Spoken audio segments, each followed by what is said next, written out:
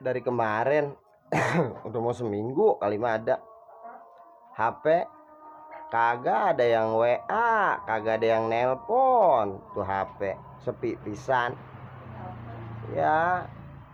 Temen juga kagak ada yang datang ke rumah, lagi nyamper kali gitu ngajak ngopi, kagak ada anehnya dah yang datang main gitu ke rumah ngajakin ngopi, orang ada pisan. Bingung juga.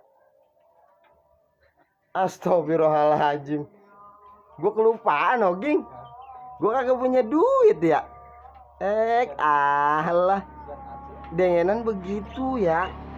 Orang kalau kata kagak punya duit, kagak ada yang ngeroin, orang ada yang ngendain pisan. Enggak juga kagak sama kita. Kalau kita kagak punya duit mah.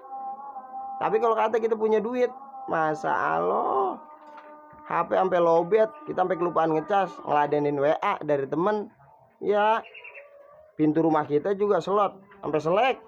Ya, lo temen bolak-balik baik, kerata geritik baik, sampai lidik depan rumah kita. Ya, pada main ke rumah. Pas kata giliran kagak punya duit nah, atuh juga orang ada yang lagi ngasih kabar apa kayak gitu ya, WA, nelpon, nanya be minimal paling enggak gitu. Kagak begitu kalau kagak punya duit mah. Jadi emang kagak ada yang ngendain pisan kita namanya.